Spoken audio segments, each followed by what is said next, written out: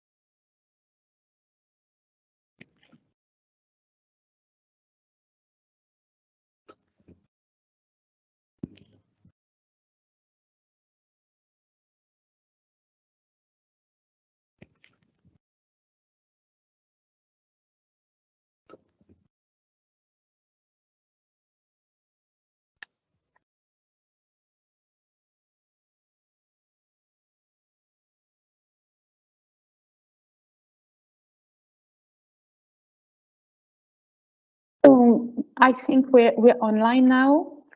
Good morning, Werner. Good morning, everybody, and welcome very much to this webinar on conventional and biodegradable plastics in agriculture. This webinar is organized by the European Commission with, for technical support, the kind help of APE Europe, Agriculture, Plastics, Environment, Europe. The purpose of our webinar today is to present the outcome of the study that has been done by Eunomia for the European Commission on biodegradable and conventional plastics in agriculture. I am myself Laure Baillargeon. I work at the European Commission, and today I will be your moderator. The final report of the study is published already since July 2021 on the website of DG Environment.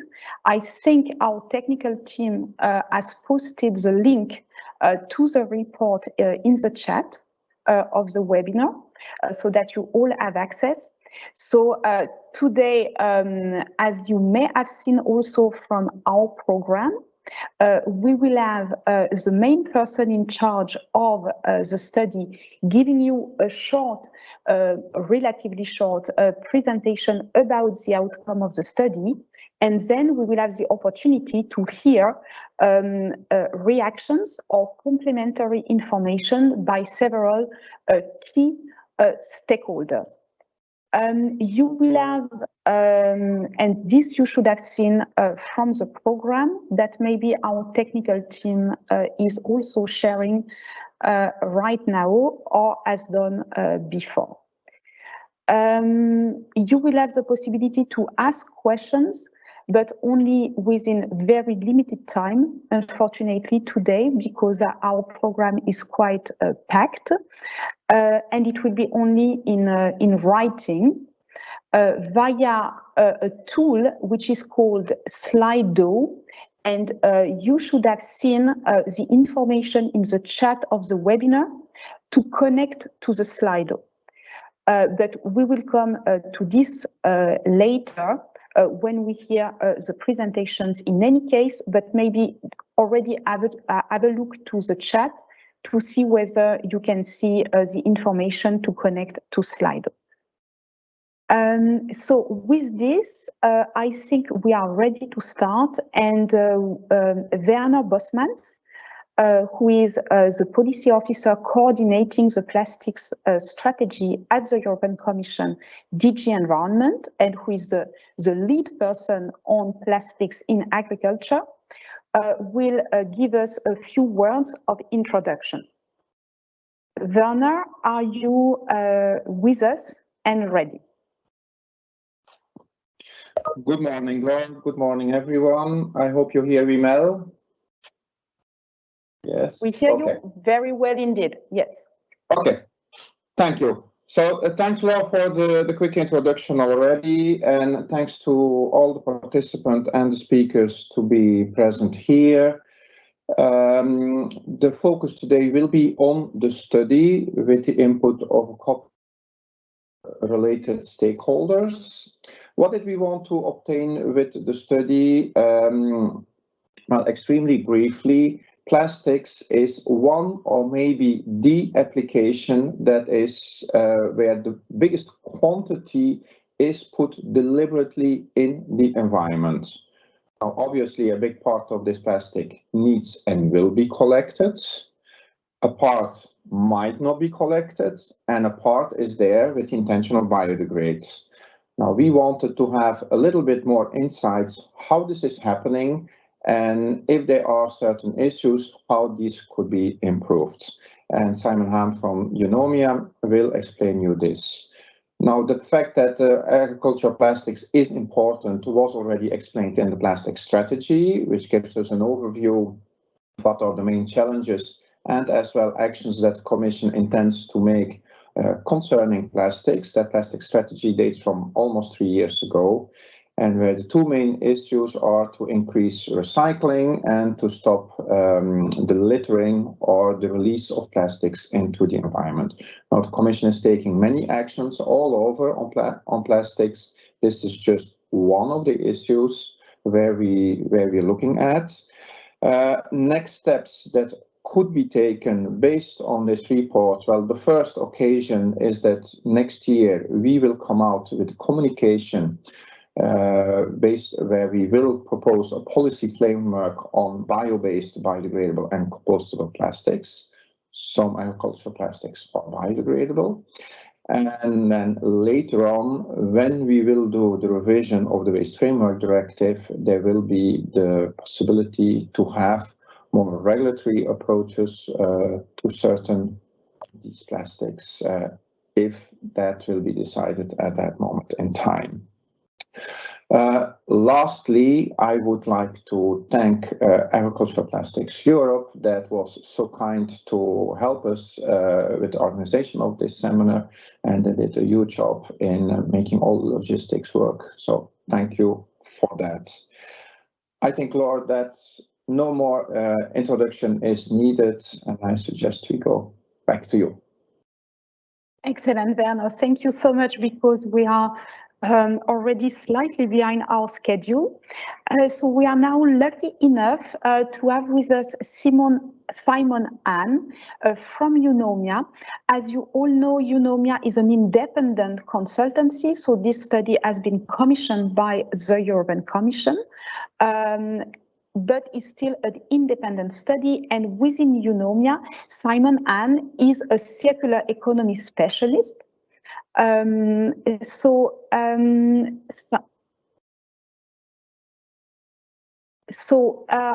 and I'm being informed that Simon Ann is not yet connected. So we are waiting for him just a minute because he has been released as the project leader for this study on conventional and biodegradable plastics in agriculture, which aimed at quantifying current levels of consumption, collection, and recycling or other end-of-life management options for agricultural plastics, be they conventional or biodegradable. So we are waiting for Simon Ann, who is the main person in charge of this at Eunomia.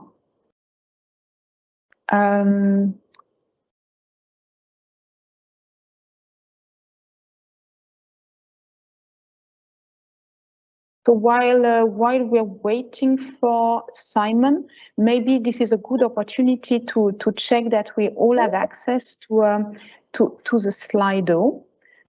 So maybe our technical team, Simon is getting with us. Good morning, Simon. Can you hear us? Good morning. Good morning, welcome. We were precisely waiting for you. Yeah, I just received the link, so I'm here now. Excellent. So I was just saying that Eunomia is an independent consultancy. So this is an independent study done for the European Commission DG Environment, and that you act at Eunomia as a circular economy specialist and as the main person, the lead person for this project on conventional and biodegradable plastics in agriculture. And if I'm not mistaken, you've prepared a presentation for today. Yes, hopefully that should appear up now. Exactly. Before you go ahead, we were just checking with our technical team that everybody has received the information to connect themselves to the Slido.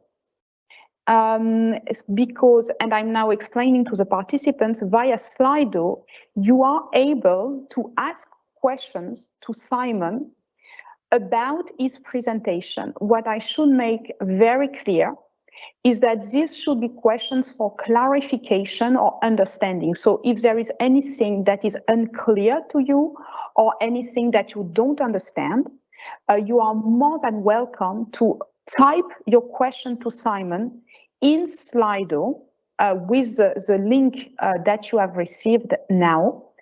So you go to Slido, you click on the IDs tab, and there you will have a question.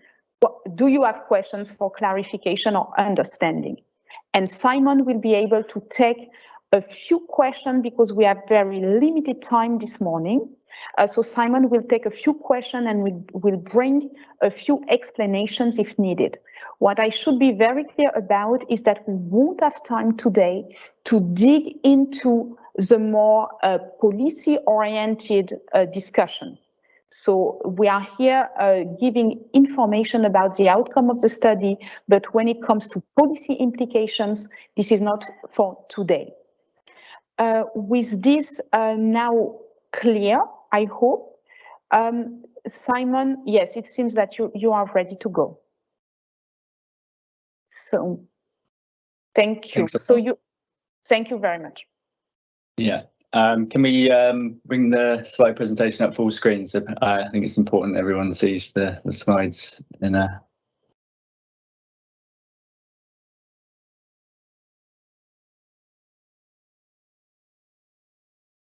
Okay. Is it possible to bring that presentation up full screen? Because I think there's some quite a lot of detail on there that I think will be useful to see in a larger scale. Yes. Could the technical team maybe try to put Simon's presentation in full screen because the slides are quite detailed? Yes, it's coming, Simon. Okay, I'll carry on until that happens. Okay, so thanks everyone. Thanks for the team for organising this. So yes, I was the technical lead on this project, and I'll launch straight into it now. I've got very little time to actually go through all this, and it was quite a big project, quite a lot of work. Next slide, please. So just to give you a quick overview, I think Werner probably did a good job of explaining what the idea of the study was, but from our perspective, we were looking to understand the current practices across the EU with regard to end-of-life waste management of non-packaging, conventional and biodegradable agricultural plastics. Of course, packaging, agri-plastics fall under existing packaging legislation, so we were looking at anything non-packaging based. The idea was to propose an EU-wide suite of policy options and mechanisms to ensure effective management and reduce the impact of agricultural plastics deliberately placed in the environment, and this is focusing on the end of life. And for context, there was no European regulation for the end-of-life management of agricultural plastics, and the recycling rates vary hugely across member states. And importantly, it's important to know that the research was conducted between around about January and October 2020. The report itself has only recently come out because of obvious delays in the world. But yeah, it's important to recognise that a lot of what we're working on is an evolving body of research, and therefore we haven't included anything that happened in the last year or so. Next slide, please. So I'm going to talk about briefly about the market size and what we found around the market data and the definition of the problem itself. Next slide, please. So hopefully you can all see this quite detailed slide here on the agri-plastics mass flow. So we did quite a lot of work to find some data both at a European level and a member state level. This is the aggregated European level data, and it's important to recognise that the data we found, it was very difficult to find good data. It's one of the issues around not having a EU-wide scheme for collection, is that the data requirements are different in different member states or non-existent. So and a lot of it is estimates and assumptions going on in there. But this is the best we could come up with, given the data we had, to give everyone an indicator of what's going on. And you'll see that one of the interesting things is that although 722,000 tonnes are placed on the market, the waste generated is quite considerably more, and that's because of the soil contamination, which I'll go into in a bit more detail shortly.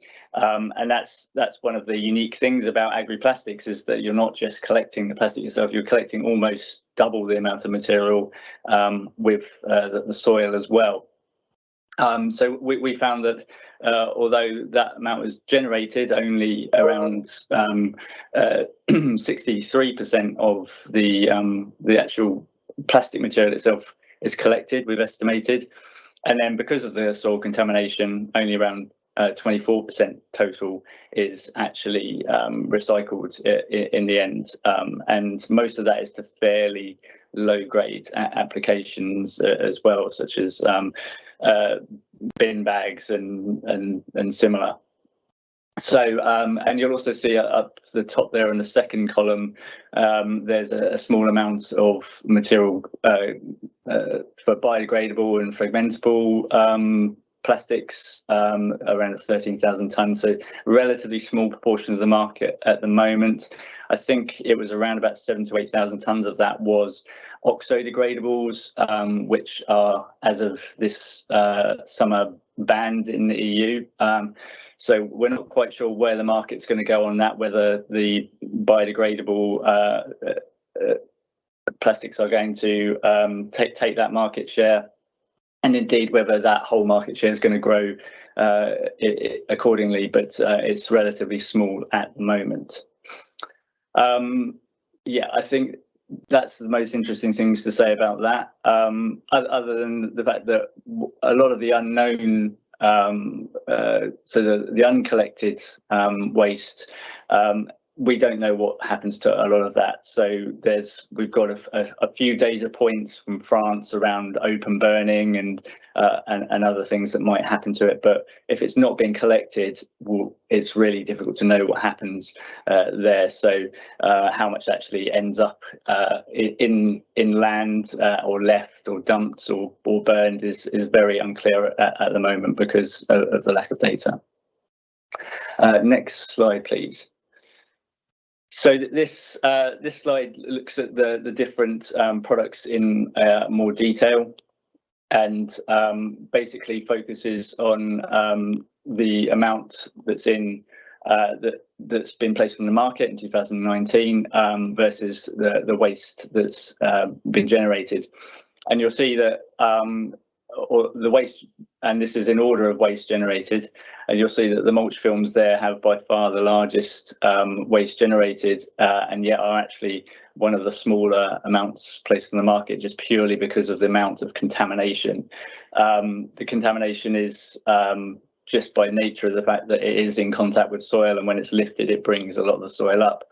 So this has a lot of issues for the recycling of mulch films in particular, because if you're picking up, collecting and shipping around soil in about the ratio of 2 to 3 to 1, then that's a lot of cost, and also for the recycler, they've got to clean that off before they even get to the decent material.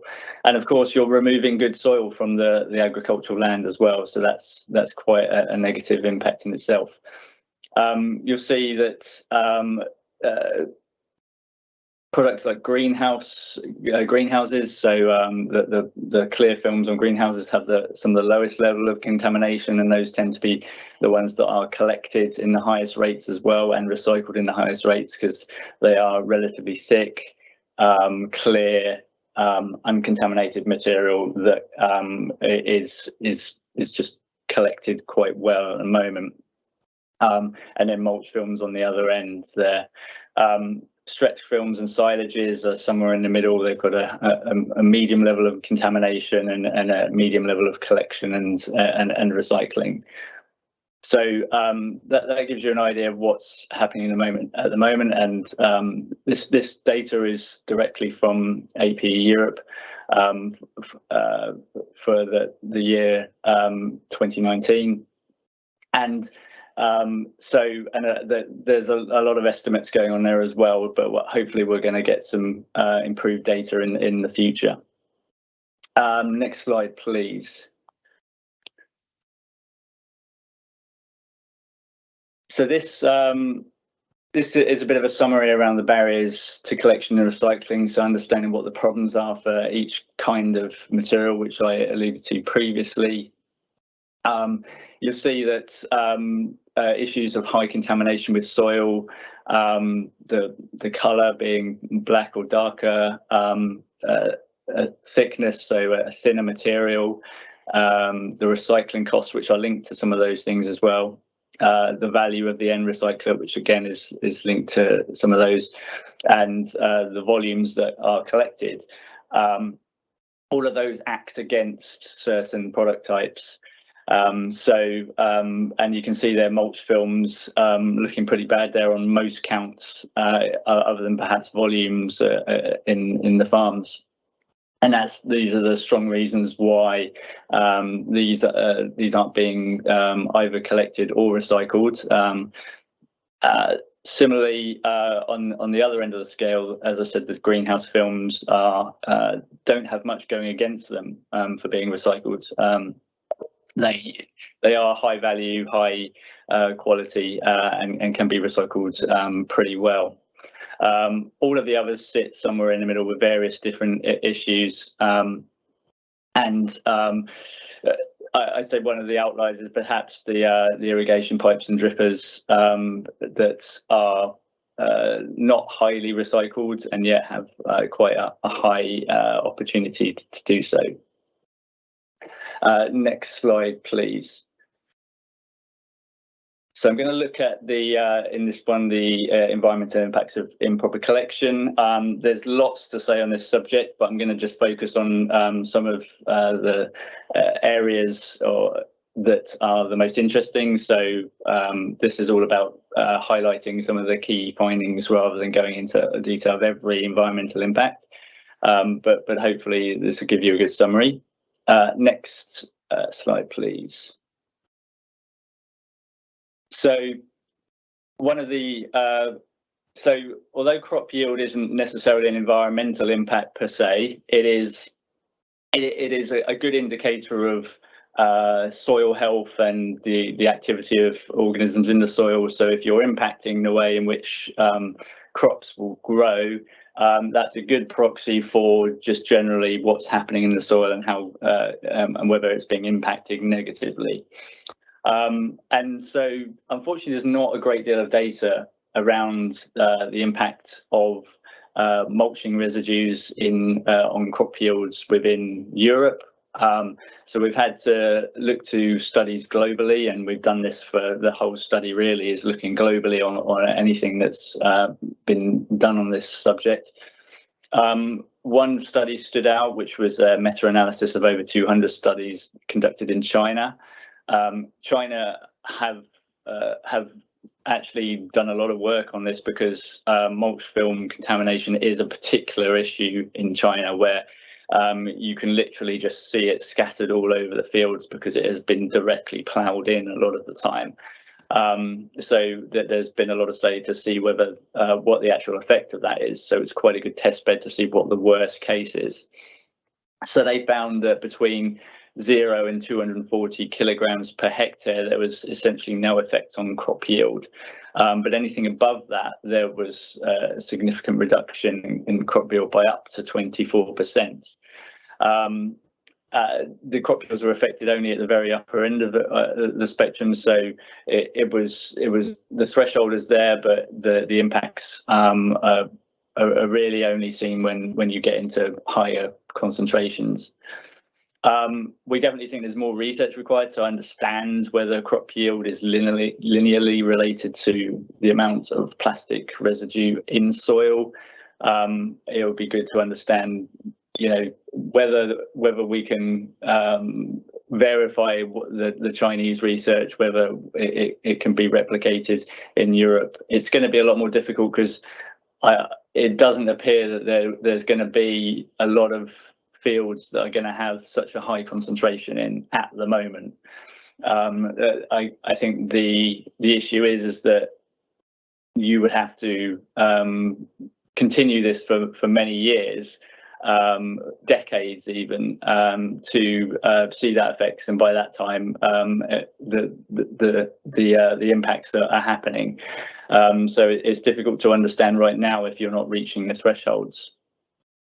So next slide, please. So this. You have 5 minutes to go. Okay. This slide shows you the impact across the projected film accumulation over a number of years, with different film removal rates related to the crop yield reduction. So you can see that depending on what the film removal rate is, we either have reached these crop yield reduction rates, assuming they are as they say they are, perhaps in as little as 10 years, depending on what the removal rate is. And unfortunately, we don't have any good data on what the removal rates are. We've seen a lot of speculation. We've been told quite a few different removal rates, but we've never actually seen that led back to a scientific study that can be verified on the subject, which is why we've used these ranges here. If it is around, say, 90 or 95%, you could be looking at around, 20 to 50 years before you start seeing impacts, which is why potentially there haven't been any noticeable impacts as yet, and why it's potentially difficult to study this subject within Europe. But these are projections. These are estimates to understand where we might be at the moment. Next slide, please. So to summarize that, if the film remaining on the soil was around between 5 and 25%, we'd be looking at about between 5 and 20,000 tons of plastic remaining on agricultural land every year, which is, to put that in context, that's a similar amount of littering that was estimated for the Single-Use Plastics Directive as well, and that resulted in legislation. As I said before, we don't know what is left on the fields, so there is recommendations that we focus on better removal practices, so dedicated machinery. We do know there's machinery that is being trialled that is capable of taking films off the soil.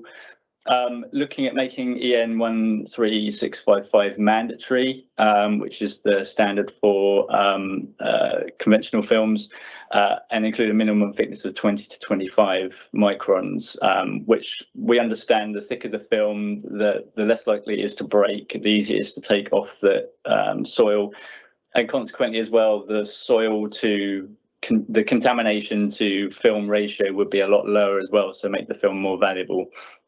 But we still need a way of identifying best practice, the minimum thickness, and whether you can 100% remove it and guarantee that and reduce soil contamination. Next slide, please. Skip on to the next one as well, since we're running out of time. So we looked at policy options and model collection rates based on these policy options. So the main thing was looking at EPR, extended producer responsibility. There are several countries at the moment that have voluntary schemes, and those are running pretty successfully, but we seem to notice there's a bit of a ceiling to what those can achieve of perhaps around 70 to 75%. So we also looked at other mandatory options, whether it be incentivized or non-incentivized. And you'll see there that the highest modelled option there is a mandatory EPR with a participation requirement. So the EPR scheme would be for the producers, mandatory for them, but for the farmers, it wouldn't necessarily be mandatory to actually participate. So that, we believe, is the optimal way forward to get the highest collection rates and then subsequently the higher recycling rates. Next slide, please. And this slide is showing what we project to be in 2035, but I'll move on straight to the next slide.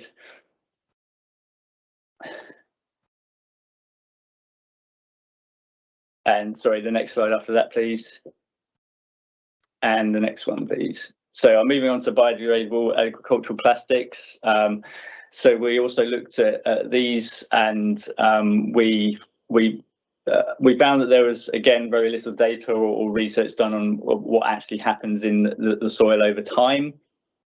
We found one study in the US, which we've used to extrapolate these results from to see what exactly might be happening over a number of years.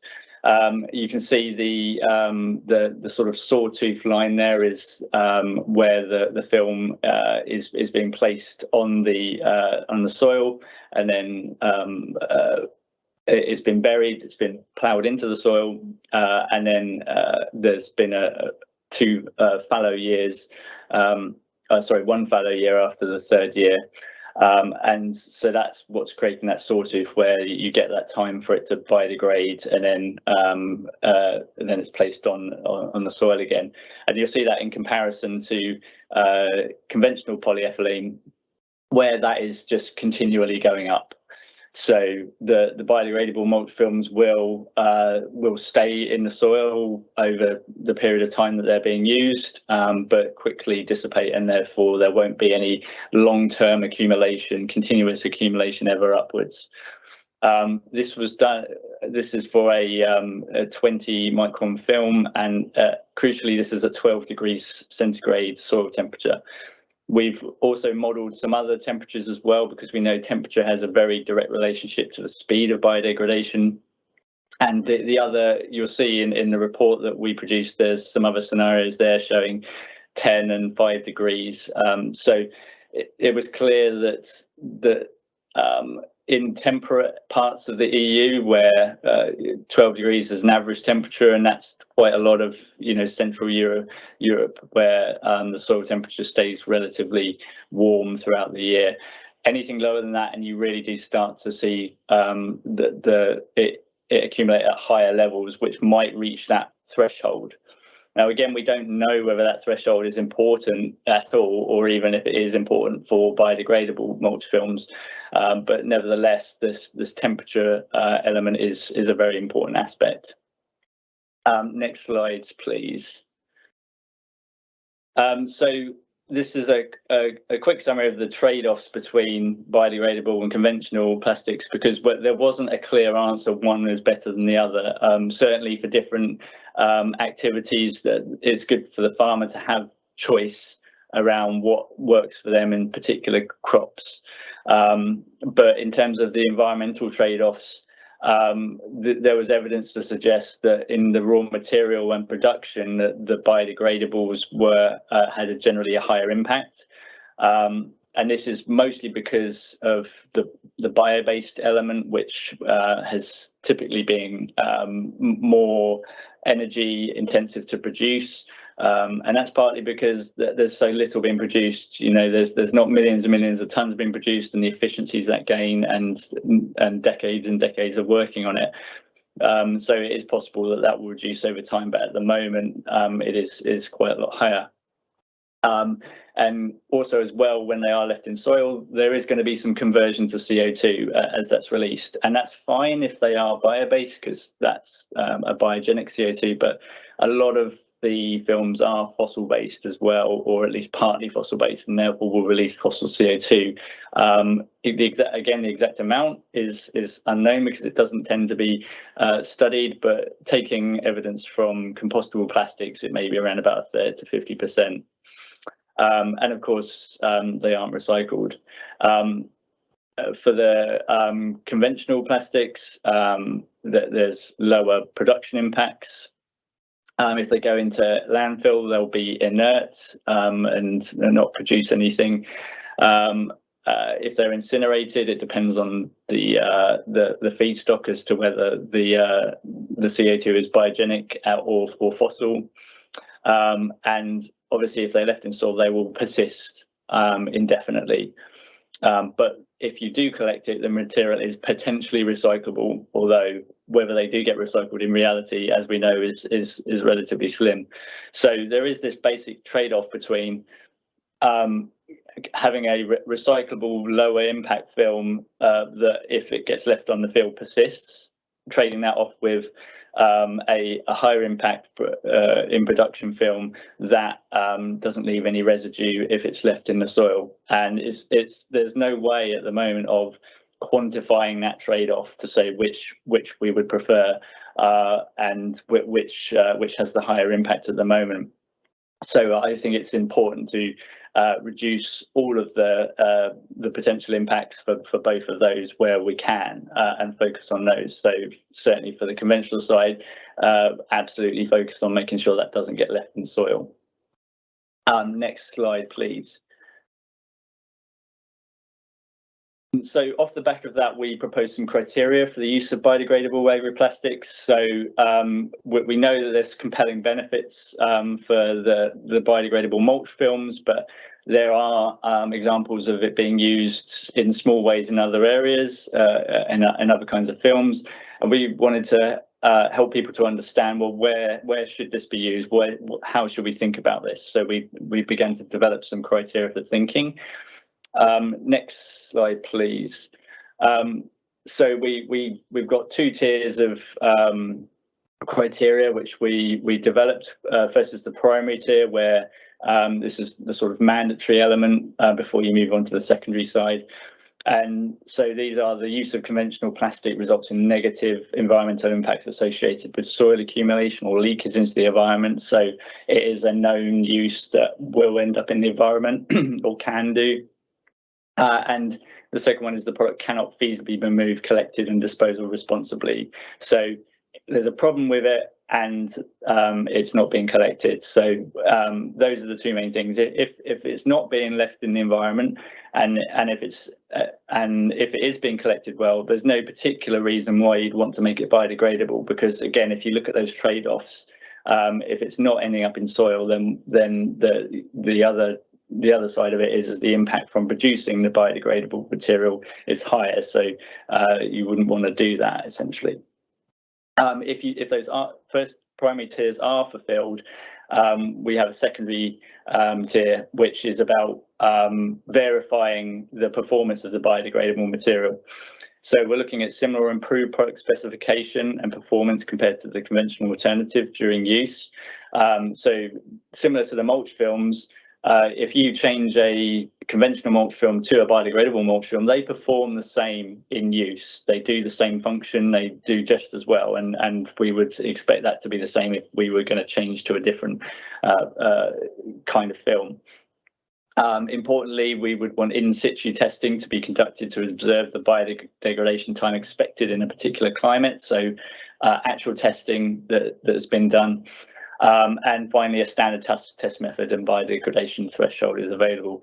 So this is very important. At the moment, we do have a standard test and a standard threshold that is for biodegradable mulch films, and that means that at the EU level or at country level, that can be specified. You have to use that. At the moment, it's not mandatory, but you need a test method before you can stipulate that it can be used in that way. So if new applications are developed, a standard needs to be developed alongside. Next slide, please. Simon, I'm informed that we have 2 minutes to go. Okay, I'm on my penultimate slide, so okay, this is fine. So yeah, this is applying the criteria. Down the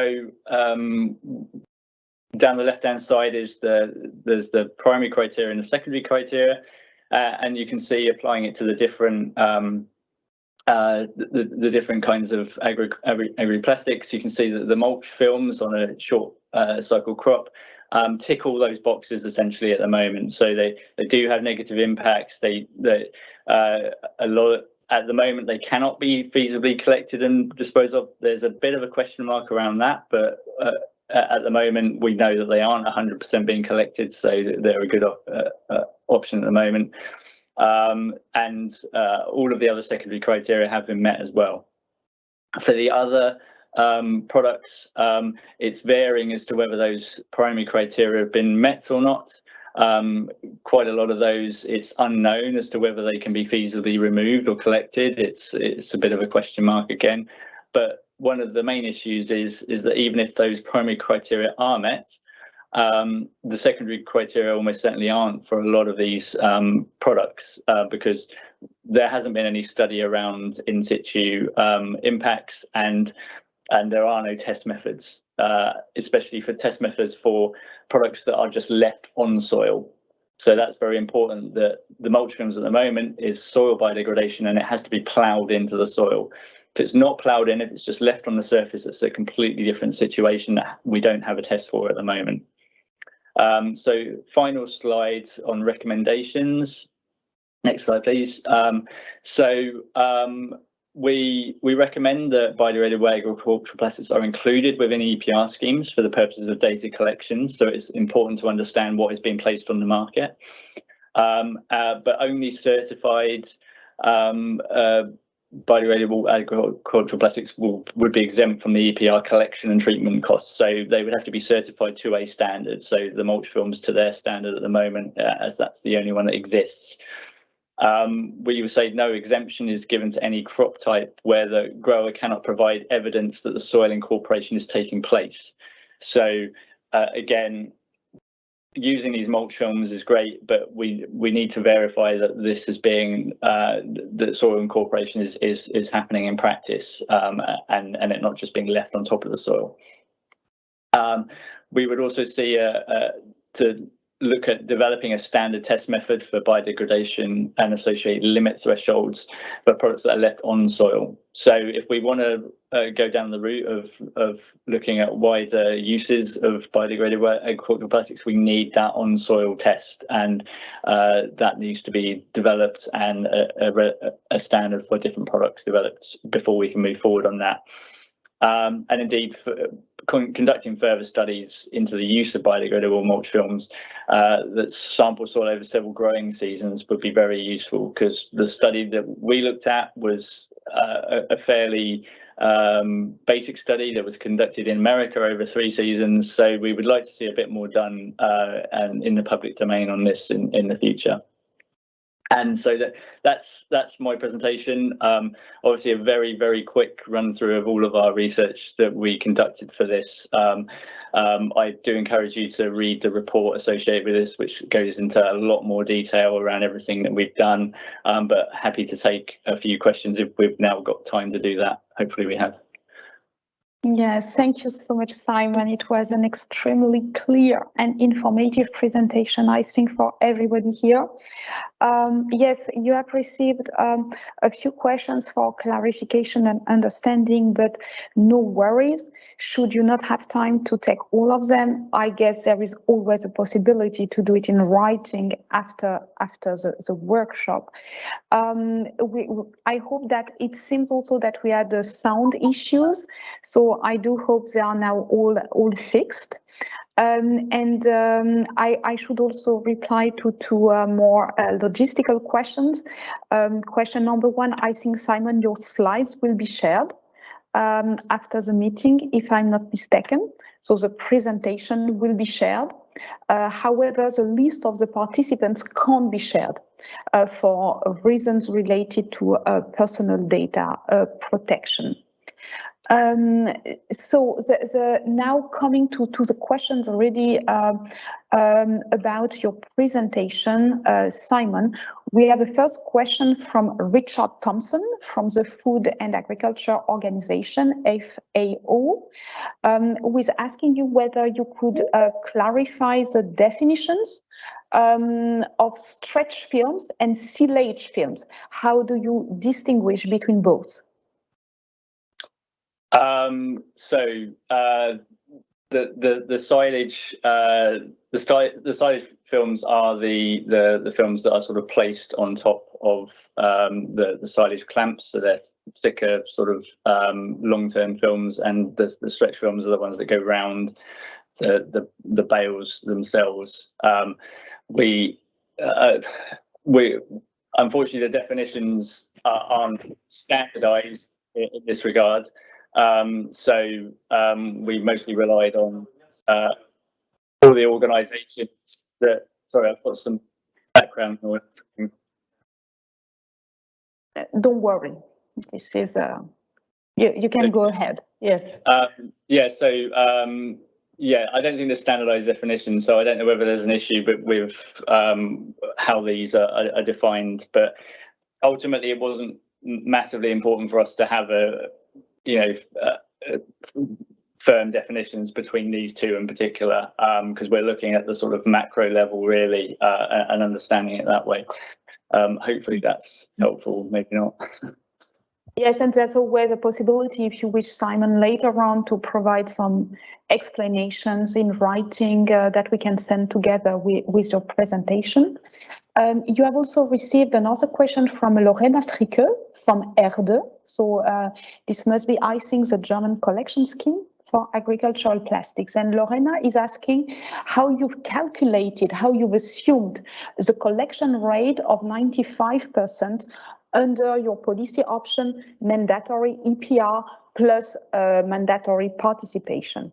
So she would like to know how this has been calculated or estimated. Sure.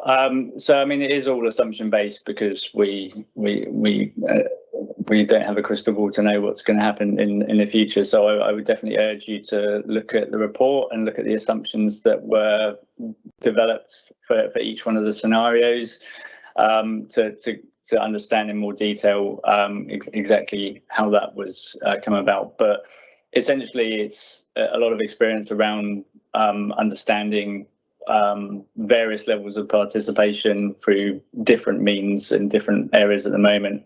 We don't have anything to draw upon in terms of mandatory schemes that we could use for this particular study.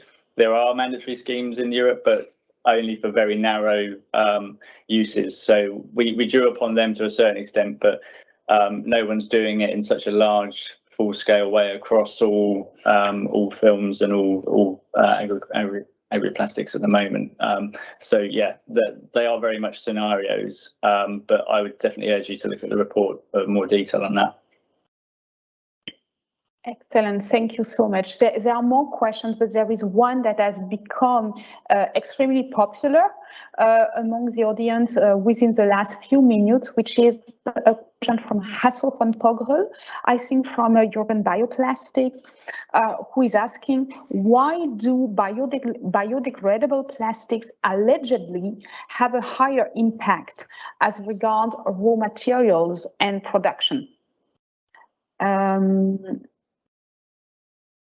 Also, Asso is also qualifying a bit the question in comparison with conventional plastics, which would also have to get thicker if they need to be collected and recycled. Yes, sure. The background that we used was a JRC study that looked across the board at different products, and again, you'll see the exact write-up of that in our study itself. The JRC actually assumed a much thicker film than we believed was correct, actually. Or certainly as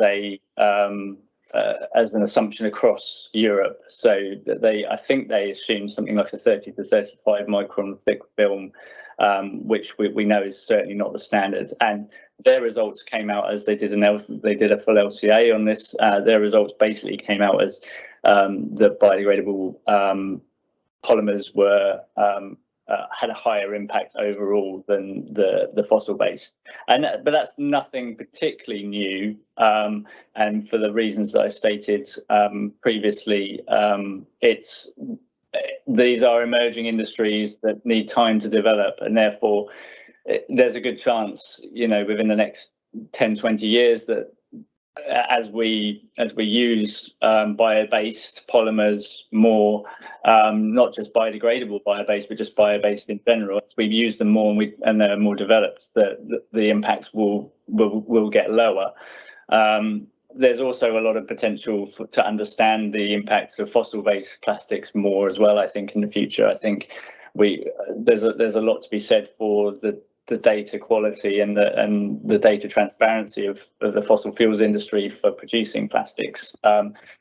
It's not, these aren't cut and dry results, but we could only go on what was published at the time, and the JRC study is the one that exists that actually does a reasonable job of it. But yeah, there's always trade-offs. So hopefully that answers the question. Yes, thank you so much, Simon. You have received actually a couple of more questions, but I guess we're running short of time. So if you would agree to that, I would suggest that the remaining questions are transmitted to you, and also with the question that you have replied to now, and you may want to see whether you would like to reply also in writing, and we send that as an attachment together with your presentation to our participants. Would that be fine? Yeah, within reason, I guess. I think Yeah. It's worth bearing in mind that it's really important to read the study and understand the study. And if anything is unclear about how the study itself has been conducted, then we're happy to take questions on it. But the presentation itself was a very quick run through of a large study, so I definitely encourage people to read that first. Okay, so yes. So you encourage everybody to read very carefully the report, and if they would have further questions, they could also contact you directly. I guess your contact details are also on your website. Sure, yeah. Okay, excellent. That's very, very clear. So thank you so much for this, Simon. I think we're now entering into the next agenda point, where we are lucky enough to have with us a representative of the farmers and agricultural cooperatives. So that is the COPA and COPA-COGECA organization, which is really representing farmers and agricultural cooperatives at EU level. And we have Birgitte Xfer, or I hope I'm pronouncing it correctly, Birgitte. So Birgitte is a representative of COPA-COGECA from the Danish Agriculture and Food Council, and Birgitte is a circular economy specialist with a focus in particular on waste prevention, waste management, and she has been also representing COPA-COGECA within the Circular Plastics Alliance that is also focusing on end-of-life management of agricultural plastic waste.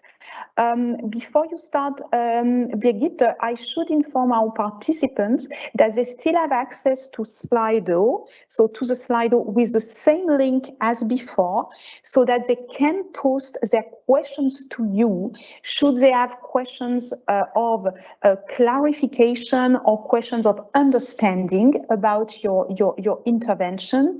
I should be also maybe clear that we are running short of time and we are significantly behind schedule. So in case there would not be time for you to take questions live, in any case, the questions would be transmitted to you. So with this in mind, Birgitte, the floor is yours. Thank you very much, Laura. Good morning, members of the panel and the audience. My name is Birgitte Kjær, and it is my honor to represent the European farmers and the cooperatives today. Simon, thank you for your excellent presentation of this very large study you have made about the relevance of conventional and biodegradable plastics in agriculture. COPA and COGECA is technically and politically committed to reduce plastic waste and increase recycling. On June 2020, COPA and COGECA joined the Circular Plastic Alliance, promoting a constant and open dialogue for better policy design. We welcome Eunomia's report and appreciate all your efforts in mapping environmental impacts associated with conventional and biodegradable plastics in agriculture. We want to recall that agri-plastic represents approximately 2% of the whole European plastic market volume. In our sector, they provide several benefits ranging from increased yields and preservation of harvest of crops to less reliance on herbicides and pesticides.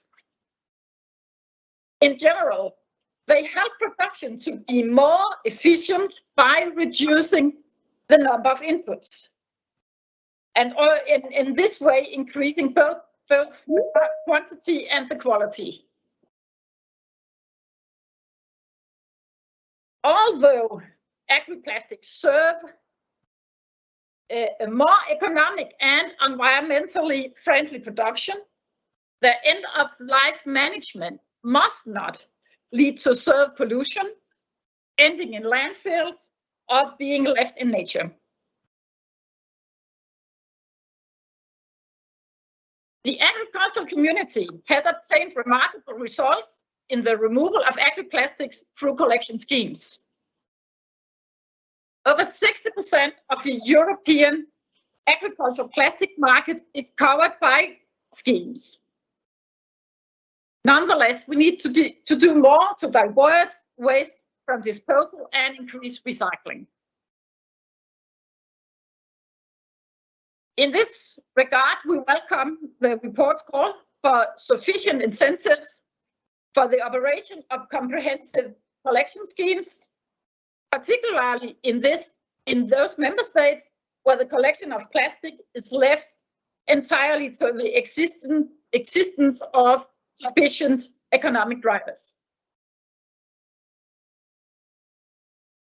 But farmers should not and cannot single shoulder the infrastructure and the financing of these of the financing which this collection schemes require. The bulk of agricultural plastic is made of polyethylene and polypropylene, and the collection and recycling are feasible. In many countries, for example in France and Sweden and Germany, farmers are involved in the end-of-life management of plastic with excellent results, collection rates of up to 75% collection rates. Anyway, this potential must be fully unlocked, applying extended producer responsibility to all actors in the value chain and enabling collection schemes that can positively contribute to unlocking it. In some area, I think that one must start with dissemination of knowledge and understanding of the available collection schemes and the benefits of participating for the farmers. This can facilitate the farmers' understanding of their options and enhance their participation in proper collection schemes. To this end, we welcome the report's call for training and knowledge sharing activities, whether this is through specific projects or dedicated platforms. Moreover, we agree with the report that less organic matter in collected plastics can facilitate the recycling. However, the process is labor and time consuming, and therefore efficient technical solutions to reduce the soil contamination at farm level need to be developed. We believe that training and appropriate incentives can promote these practices at farm level, and we recall that their implementation is not a matter of willingness, but feasibility. With regard to biodegradable mulch plastic, this might be a tool to allow farmers to implement a transition towards a more sustainable agriculture. Therefore, we encourage a broader evidence base about the biodegradation of biodegradable plastics in soil in general and specific in polar climate. As Simon showed, there's demonstrated there's not a lot of knowledge about that at the moment. Therefore, we also support the conclusion in the report that it's important to have both conventional and biodegradable mulch plastics available, and the choice of which to use depend upon the local conditions, the farmers' requirements, the collection schemes, and etc.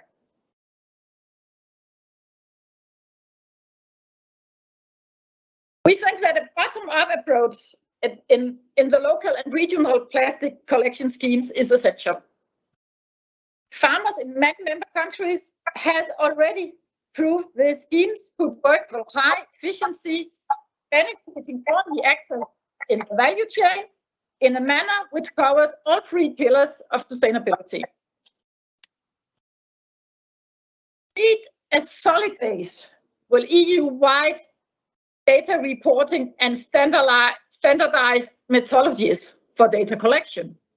I think it was very clear from the report that there's a lot of missing data. We also need economically viable tailor-made schemes in the member states, and the Circular Plastic Alliance provides an essential platform for discussing the way forward. I would like to close my intervention by stressing that farmers and agri-cooperatives are proactive and well involved in developing a more sustainable agriculture and a circular economy. We encourage the acceleration of the implementation of the national collection schemes, which are aware of the realities on the ground. Thank you once again for giving me the opportunity to contribute to this session today. Thank you. Thank you so much, Birgitte, also for keeping time in a perfect manner. It seems that you've been extremely clear because so far we've not received any questions for clarification of your intervention. It's still possible, of course, to share any questions at a later stage by email. Through our team. But with this, if you're now finished, I would suggest that we can move to the next intervention.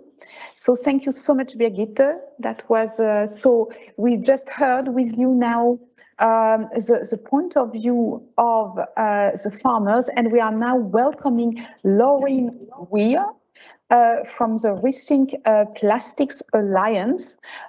So the Rethink Plastics Alliance is a very well-known alliance at EU level of NGOs that want to eliminate plastics pollution. And Lauren is in particular focusing on pollution in oceans, if I'm not mistaken, within the UK and within the broader EU. So Lauren, welcome to you. And the floor is yours if you're ready. I will open as before a Slido link where participants may share their questions for clarification or understanding with you. With this in mind, please go ahead. Hello. Morning. Thank you very much. Could I please have my presentation in the full screen? That'd be very helpful. Thank you. All right. Okay, so thank you very much for the introduction and invitation to attend and present today. I will be presenting the recommendations of the Rethink Plastic Alliance. Next slide, please. And next slide, please, again. Thank you very much. So the EIA is one of 10 members of the Rethink Plastic Alliance, which is a coalition of European NGOs who collectively are supporting the creation and strengthening of European legislation in order to minimize the harmful effects of plastic along the value chain. Next slide, please. Our work on agri-plastics commenced in 2018, where we began surveying the plastic usage of retailers within the UK annually. This includes action on agri-plastics.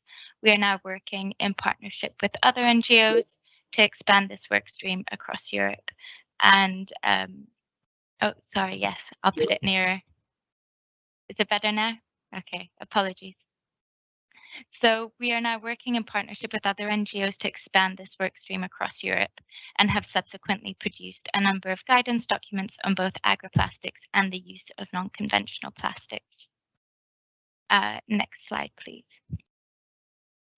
We have collectively, we have 4 overarching yet interlinking positions. The first being that agri-plastic usage and management is an area that needs substantially more attention.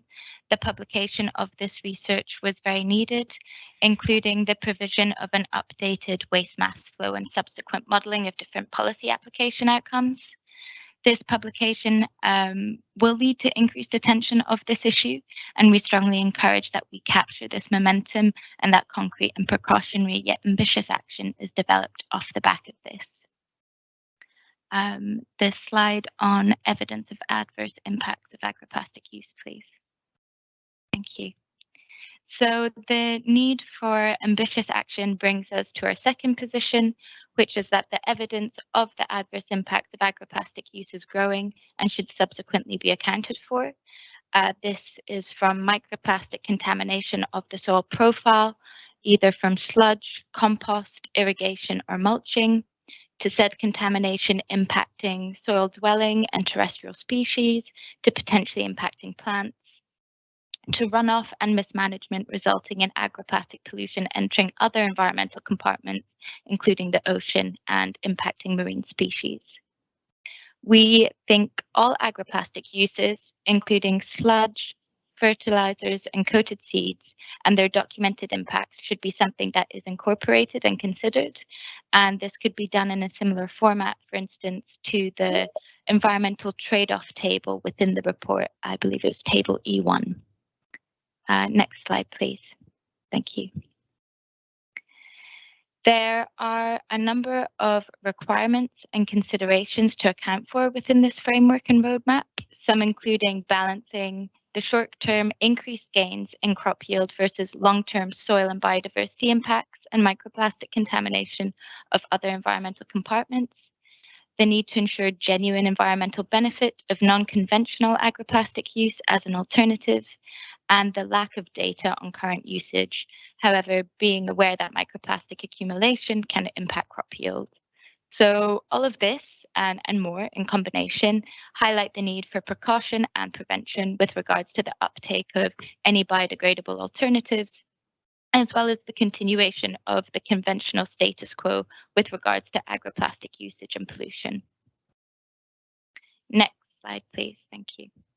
So taking all of this into consideration, we would therefore encourage the expansion of this research and framework so that agroplastic production and use are awarded equal deliberation, not just end-of-life management, that the entire spectrum of agroplastic usage and products are considered, in addition to the varying environmental conditions across Europe, the rate of fallowing, crop type, and all documented environmental and biodiversity impacts of agroplastic use are also accounted for. So together, we believe that this will allow the genuine application of the waste hierarchy, allow for operational solutions without unintended consequences, and that accounting for all variables will diversify the solutions required, but ultimately help reduce overall negative impact. So can I please have the slide for recommendations with regards to next steps based on report findings, please? Thank you. So some of our recommendations with regards to next steps based specifically on report findings include the immediate enactment of mandatory national reporting of agroplastics placed on the market, their usage, including crop type and locality, and treatment, in addition to the subsequent allocation of capacity to effectively monitor and assess what is happening, ensuring that all research data gaps outlined within the report are undertaken within the next 3 years. In addition to this, and in alignment with the Commission's Independent Expert 2020 report on biodegradability of plastics in the open environment, that reduction and redesign are considered the priority with regards to the policy that's enacted. This includes use of plastic-free mulching alternatives, agroecology, and permaculture, and that the environmentally sound and responsible treatment of conventional fossil-based agroplastics is also considered essential and is provided. In our view, that would be intra-European recycling. Even more so given that separate collection of plastic waste is required by EU law, despite being insufficiently implemented, and bearing in mind that agroplastic output recyclate is generally of a lower value and its circularity limited, and therefore reduction and redesign needing to be the primary focus. The burning of agroplastic is a hugely damaging practice. However, illegal burning as a consequence of lack of infrastructure still takes place. So in addition to providing accessible recycling infrastructure, the enforcement of and cultivating a culture of compliance of burning bans across Europe are necessary. We also think that addressing the indirect consequences and drivers should also be assessed and accounted for within policy developments. For instance, that soil removal contributes to the loss of soil organic carbon as outlined within the report, and action to reduce food waste and enhance long-term food security, the initial driving the need for an increased crop yield and agroplastic use in the first instance, and the latter impacted by continued agroplastic use. And that the mandatory EPR schemes suggested within the report should be sufficiently costed to encompass all uses of plastic within agriculture. And when assessing agroplastic usage, the variation in environments across Europe need to be accounted for. This includes soil temperature, perviousness of soil profiles, porosity, as was previously mentioned. Not only with regards to crop yields and contamination thresholds as a result of conventional plastic pollution, but also biodegradable plastic use. And finally, that a network of regional working groups comprising of key stakeholders are created to help steer specific policy solutions for the variety of agricultural practices and systems within Europe. Next slide, please. So our recommendations specifically with regards to biodegradable plastics. We suggest the inclusion of non-plastic applications in agriculture to be included as a consideration within the criteria for biodegradable plastic applications in agriculture. This includes non-plastic mulch use, permaculture, less stringent but non-essential produce requirements. In agreement with the recommendation that biodegradable agroplastics should be incorporated into a mandatory agroplastic EPR scheme. However, instead of just being required to pay a data management administration fee, we suggest that they are also required to cover the cost of monitoring, ensuring biodegradation takes place, providing Europe with the opportunity to monitor and learn the impacts of biodegradable agroplastic use concurrently. And that specifically with regards to EN 17033 standard, that the current issues are reviewed. This includes the standard not including criteria or testing for degradation in the marine environment. And so plastic conforming to the standard could still pose threats to marine life if it enters the ocean. We also recommend that it clearly states that biodegradation is not a form of recycling and shouldn't count as such. And we are in agreement with the findings of the report in Eunomia that the considerable unknowns prevent definitive conclusions at this time. And so prior to mass uptake, further scientific research is conducted on the release and persistence and impacts of these types of plastic. Next slide, please. And that's it for me. Thank you very much. Thank you so much, Lauren, also for keeping your time. I can see, so first we have to apologize because there were comments by participants that there was a slight disconnection between your speaking and the slides. So really sorry for that, but it seems that still everybody found your presentation very clear because we don't have many questions for clarification or understanding. There is a question which is rather a comment, which is actually more related to the previous presentation, which is from José María Bermero from Spain, saying that of course they would appreciate from Copacogeca some more support to national collection scheme in some member states. For example, in Spain, where they would need help to help getting all farmers organizations on board. And certainly that was also something that was reflected to a certain extent in your presentation. There was also previously a question from Pierre Delepinot from Adivalor, the French national scheme, asking whether open burning of agricultural plastic waste was not already forbidden all over Europe. And it seems from your presentation, it is not the case. My apologies. It was with regards to illegal burning practices still taking place. Right. So as a consequence of lack of infrastructure. Okay, so your recommendation was on the enforcement, correct? Okay, thank you.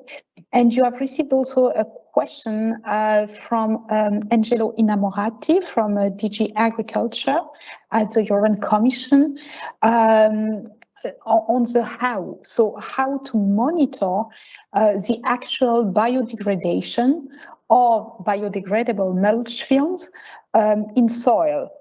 You know, how is it feasible in practice, and who should be in charge?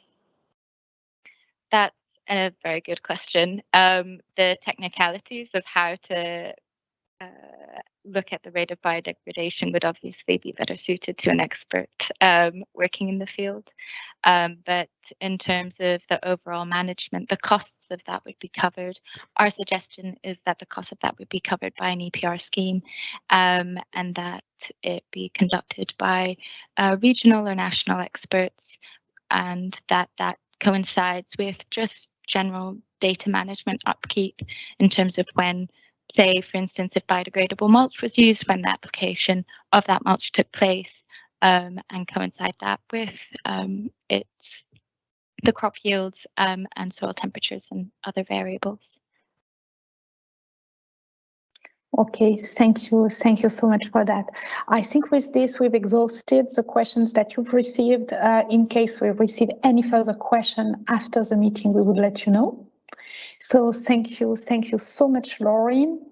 So thank you. So I think we're now ready to move to our next agenda item with a bit of delay, which is an intervention by APE Europe, so Agricultural Plastics Environment Europe, which is a professional association that brings together the whole value chain involved in agricultural plastics.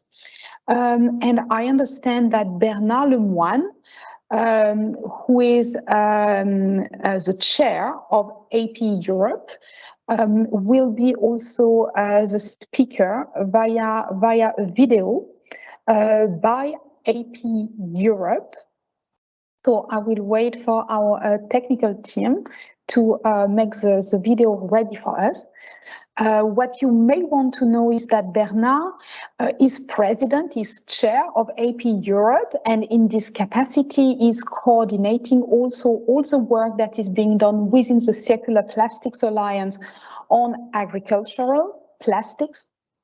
And is also the general manager of the French Committee for Plastics in Agriculture, which is called CPA in French, so French Committee for Plastics in Agriculture.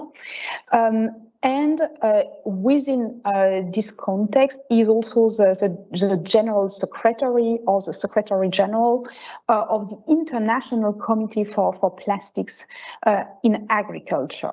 So he is really a promoter, a famous promoter of national collection schemes everywhere in Europe to ensure maximum collection of agricultural plastic waste in fields.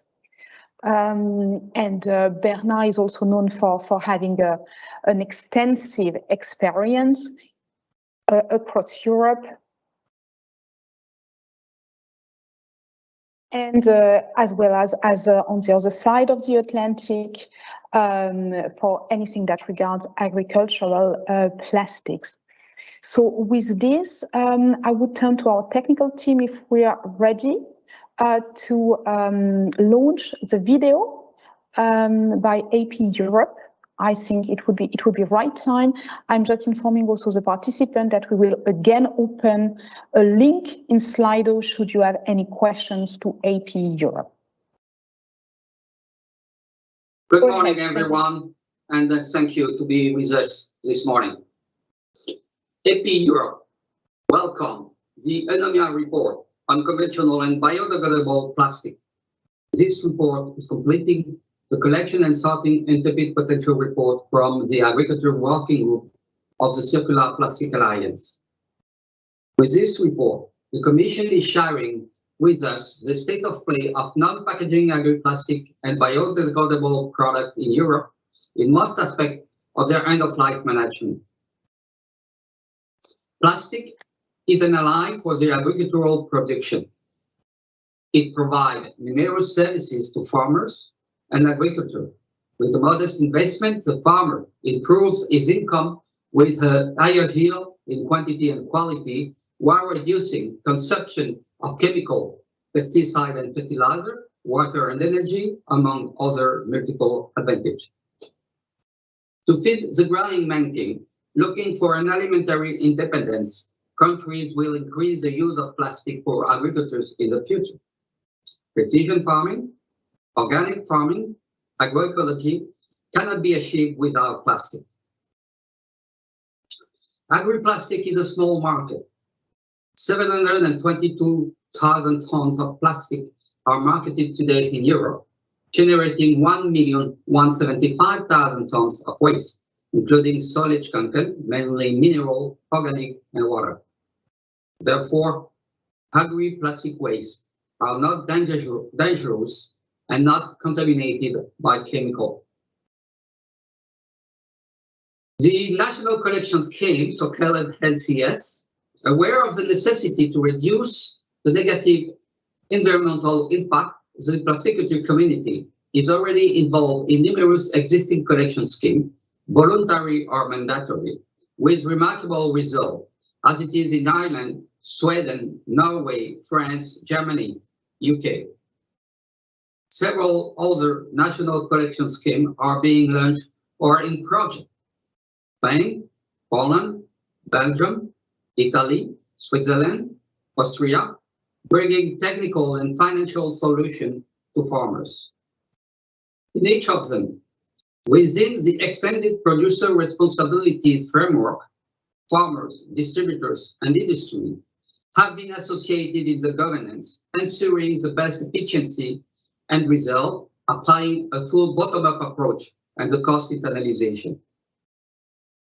As of today, we consider that 80% of the market volume in Europe from 11 countries is covered by such national initiative with a reliable monitoring. If collection still occur in other countries, the absence of national organization provides little information on result and efficiency. With a lack of relevant and sustainable end-of-life management, negative externalities may appear with bad practices, risk of accumulation in soil, microplastic, and marine litter. Development of national collection in existing national scheme and the implementation of new ones all over Europe is the first action to tackle the plastic pollution and reduce those negative externalities. After the collection and sorting, the second axis for pertinent action is a waste reduction at source. R&D project as RAFU in France and product design as underlined by the Eunomia report provide already several possibilities. The plasticulture communities has accumulated a very large experience on the matter with developing of new practices, techniques, process, and machinery. Favorable condition to ease the transfer of technology and knowledge between countries must be promoted, ensuring an acceleration in the implementation of solutions. There is no doubt, biodegradable products are part of the waste reduction at source. Biodegradability is the ability of a material to be first degraded and then bio-assimilated by microorganisms in the environment without residual ecotoxicity controlled by EC standards. Since its appearance 20 years ago, characteristics have been constantly improved, enlarging possibilities of application and ensuring agronomic results equivalent to conventional one.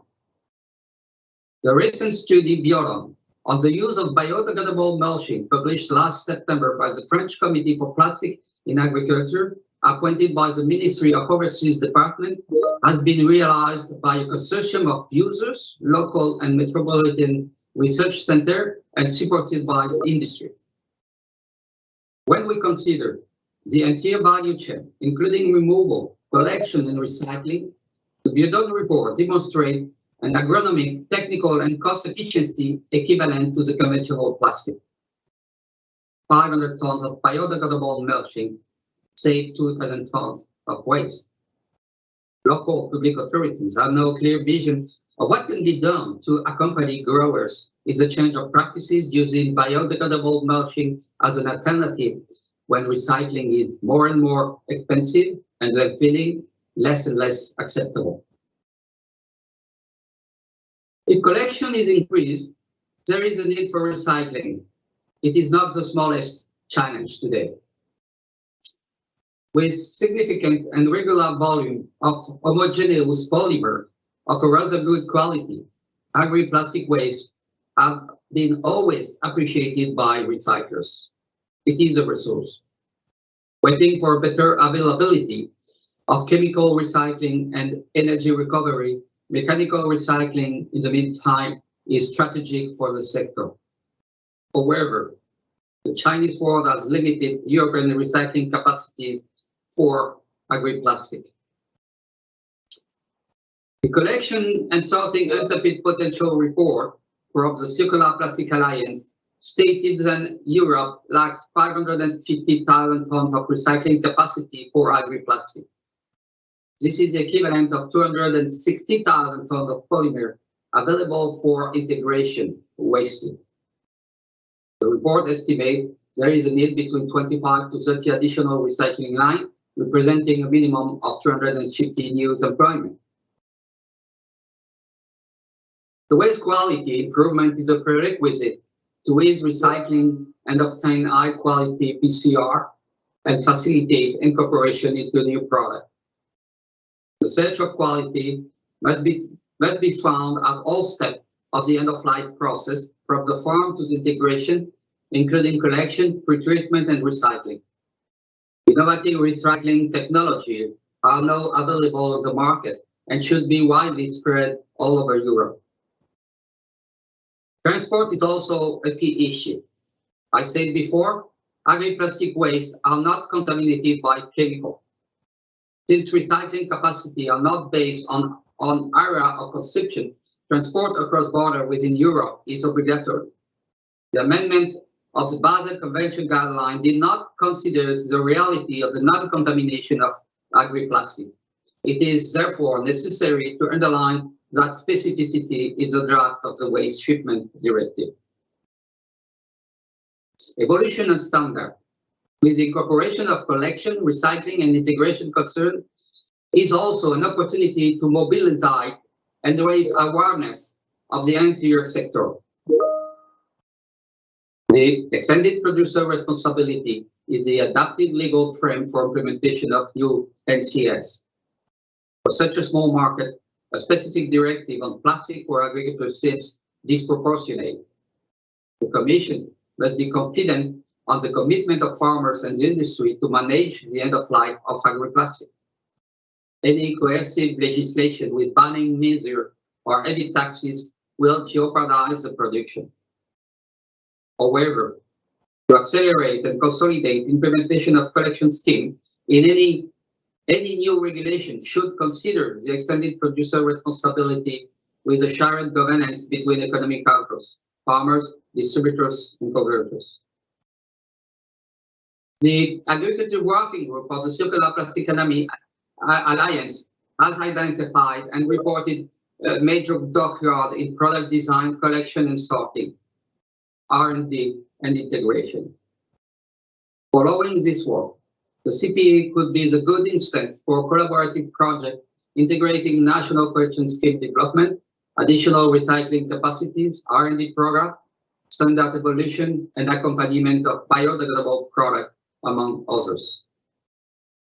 Zero plastic on field, 100% recycled is the objective for all of us.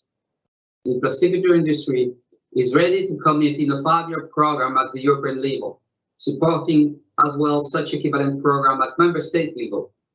Our contribution is presented in the European Plasticulture Strategy document available for all member states willing to tackle plastic pollution in agriculture. Dealing with different responsibility for 25 years in plastic in agriculture, I have seen the change in the plasticulture sector. The time is over now where designing, production and sale were sufficient. Today, market supplier must consider the agri-plastic integrated management to fulfill farmers, growers and the environment expectation for full sustainability and circularity. Let's do it in a collaborative way with all stakeholders and the public authorities. Thank you for your attention.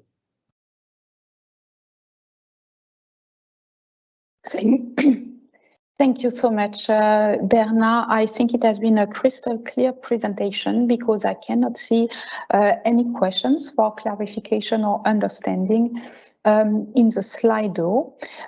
So it seems that we're able to save some short time and move to our next presentation, which is a presentation by the Food and Agricultural Organization of the United Nations. Which is an organization that covers, I think it should be now 130 countries at least, with the objective of delivering sustainable food and sustainable agriculture for the worldwide population. And the FAO has been conducting some work, some analytical work lately on agricultural plastics to investigate the well-known benefits of agricultural plastics and at the same time the management of agricultural plastic waste. And to my knowledge, this analysis is close to completion, very close to final, but maybe not yet published. But we are lucky enough to have with us today Lev Neretin, who is Russian and German national and who has been working for the FAO since several years and a leader together with a team on sustainable agri-food systems. So Lev, warm welcome at this webinar by the European Commission, and the floor is yours to let us know what is the FAO point of view on the sustainable management of agricultural plastic. Welcome, good morning. Good morning, Laura, good morning, and thank you very much for this invitation, and I think excellent presentations, learned a lot. I hope you can hear me well. We hear you perfectly well. Excellent, thank you. As you mentioned, Food and Agriculture Organization of the United Nations is a specialized agency that leads international efforts to defeat hunger. Thank you very much. I think maybe if you can click one more time. Yeah. Thank you. Our goal is to achieve food security and nutrition for all and make sure that people have regular access to enough high quality food to lead active and healthy lives. You're absolutely right. We have representatives in over 130 offices, but our membership extends beyond 190 members, including European Union. This year, FAO members endorsed our new strategic framework for the next decade, which ends in 2030, which specifically focused on organization's role in transforming agri-food systems towards sustainability. And the framework is focused around 4 pillars: better production, better nutrition, a better environment and better life, at the same time not leaving anyone behind. So it's interesting that agricultural plastics, which is the focus of this discussion, is spanning essentially across all these 4 pillars of food system transformation. And I think for all of us, I would like to remind that I think the discussion we're having here is not about the material. The discussion we're having here is about sustainability of agricultural production. And I think it's very important to recognize that the use of plastics should ultimately serve all the pillars of agricultural transformation. Laura, you're absolutely right that we Unfortunately, I can't release all the conclusions of the report. We are planning to launch in December this year, and I would welcome participants to watch this space. We call it Global Assessment of Agricultural Plastics and Sustainability, Call for Action. But let me just list a few findings of this report. So we basically estimated from globally constrained data that about 12.5 million of ton of plastic products are used in plant and animal production. For comparison, I mean, this number is relatively similar to the number of marine litter, which we call plastic entering the ocean. And I think if you take the entirety of agri-food system, you have to add to that about 37 million tons, making it almost 50 million tons of plastics used in agri-food sector, including packaging. As I think a report for European Union, but we see similar tendencies in other countries. Crop production and livestock are the largest users, and they account for about 10 million tons per year, followed by fisheries and aquaculture with about 2 million tons, and finally forestry with 0.2 million tons. As again, we see in Europe and many other parts of the world, agricultural films are the largest category, which are used primarily for mulching greenhouses and silage. And also the tendencies we observe in Europe, but worldwide, that the use of plastic films is projected to increase by some estimates, but about 50% during the next decade. Next slide, please. I think for the sake of time, let me not go very much into benefits and trade-offs. I think presenters before me provided an excellent picture. There are a whole range of benefits, which essentially improve food security from increasing crop yields, reducing water demand, reducing use of agrochemicals,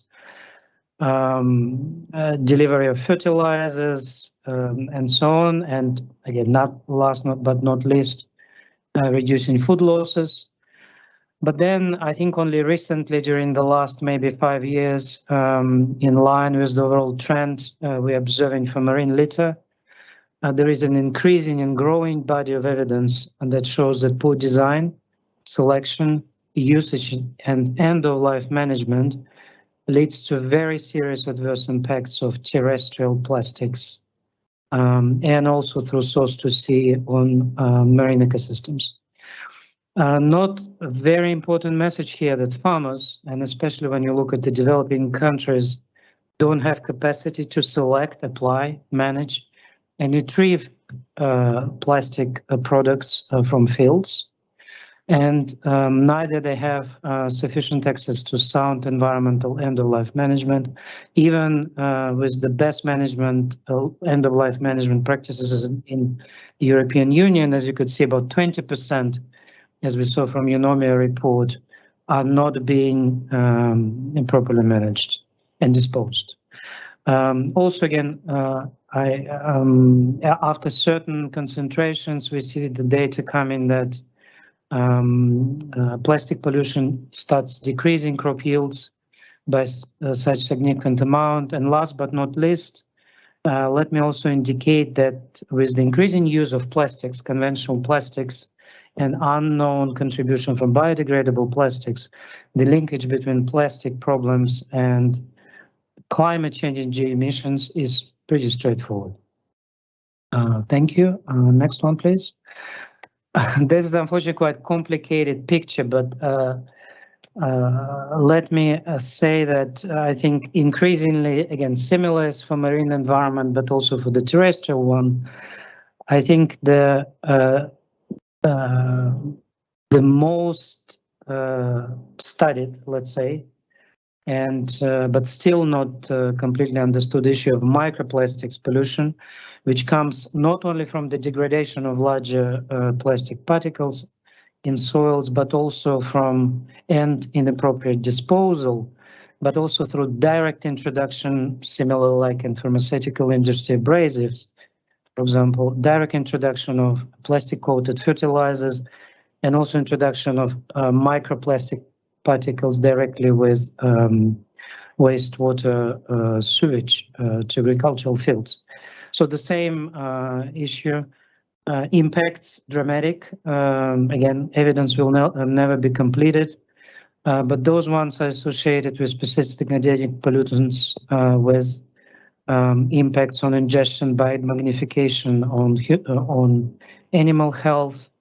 Also increasing evidence of ecotoxicology, that various additives to microplastics can have deleterious impacts on plant growth, soil structure, nutrient transport, and levels of soil. Thank you. Laura, I'm looking at you, I'm rushing. Next slide, please. Yes, I think you still have 2 minutes to 3 minutes to go, if that would be enough for you, or let us know. Yes, it will be enough. Thank you. Okay, thank you. I'm basically concluding, coming to the last part of my presentation. Again, I'm returning back from what I said from the beginning. The plastic issue is an agricultural issue. It's not a material issue. Therefore, in order to sustainably manage this material for the benefits of agricultural production, the principles of circularity, and specifically as we call it 6R, and I think Laura mentioned this, probably not naming it directly, but any solution has to be adjusted for particular application, for particular usage, and will include all 6 steps which cannot be considered in isolation, but should be considered in a specific national context, in specific agriculture application. Refusal, redesign, reduction, reuse, recycling, and recovery. So end of life is only the last stage. The importance of circularity and 6R approach is fundamental. And again, this has to be considered in the context of, as I mentioned, national circumstances, but also specific applications for food security and nutrition. Next slide, please. Our analysis, and I think we will mention this in the report, that there is a number of leading regional and international organizations who are now starting to take action on addressing agricultural plastics, and I would like to commend the European Commission for commissioning this particular report, but also continuing work in the context of circular economy. There is a recent report issued by the UN Rapporteur on Human Rights, which explicitly mention impacts of agricultural plastics on various dimensions on human rights. And also, as you know, the increasing multilateral efforts on marine litter, which not yet included issues of agricultural plastics. Next one, please. As this slide basically presents it as FAO, as the organization again is responsible for coordination, multilateral efforts on food security and nutrition. We have certain mandates, and we started embracing this issue of agricultural plastics about a year ago, culminating in the release of this report with specific recommendations. But let me mention important things before I conclude. That our analysis of various policy instruments, for example, International Code of Conduct on Pesticide Management, Code of Conduct for Responsible Fisheries, voluntary guidelines on marking fishing gear, they consider only individual aspects of plastic management. Neither of them within FAO, either our strategic documents or any codes of conduct or good practices, embrace the message of circularity, what I just mentioned before. And this is definitely deficiency which we will be taking to our members for consideration. And finally, I want to say that, as already alluded, any discussions in this forum on agricultural plastics, I think, should be aligned with the ongoing processes under United Nations Environment Assembly, and specifically considering the fact that now over 100 countries are calling on the global agreement to end plastic pollution and are launching negotiation process at UNEA 5.2 in February next year. So I think we would need to align our efforts on agricultural plastics with this global multilateral processes. Thank you very much for your attention, and again, I'm sorry that I overstepped a little bit my time. Actually, Lev, you should not worry too much, because I think we were already late. So the blame is not on you. And it seems your presentation has been extremely clear for everybody. We don't have any further questions. So thank you very much for that. And I assume that the link to the report, once published, may be shared with our community. And the participants to this webinar. So thank you very much for this, which I think allows us to turn to our last speaker. So is Luca Nizzetto with us? Yes, it seems Luca is with us. So Luca is representing two research projects, Papillon and Minagri, and I think you must have received via the chat the information that there will be the stakeholder meeting of the Papillon and Minagri's projects tomorrow morning with a link to register to this stakeholder workshop. And I'm sure Luca will tell us more. So the Minagri and Papillon projects aim at assessing the impact of plastic pollution in agricultural soils. For example, impacts on biodiversity or plant productivity, and to produce knowledge to inform the innovation agendas of farmers, of industry, and of policymakers. So Luca, good morning, welcome. And if you are ready, do you have a presentation to share with us this morning? Second.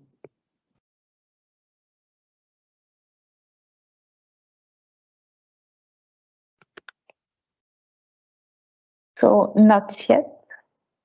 Can you see that? I thought that you would have run the presentation from. I think it will be coming. I think it's coming. It's coming. Yes, your presentation has reached us now. So yeah, I'm ready. So yeah, so with this very short introduction, Luca, the floor is yours. Thank you so much. Thank you for inviting us to present the perspective. I'm a research scientist at the Norwegian Institute for Water Research, and I am the coordinator of Papillon. It's a Horizon 2020 funded project that will deal with the ecological and agricultural consequences of the use of agricultural plastic. As you said, today I'm not only representing my project, I'm also representing the sister project of Papillons. It's called Minagri. It was funded under the same scheme and is coordinated by Professor Violette Geysen at Wageningen University. So next slide, please. So these two projects are incorporated two networks of 40 research institutes in Europe, work in the area of agronomy, environmental sciences, ecotoxicology, soil ecology, polymer science, and sustainability sciences. We include about over 200 research scientists, and the project represents an investment by the European Commission of about 13 million euro. The project just started, and we will run for the next 4 and 5 years. Next slide, please. Yes, why we are focusing on this?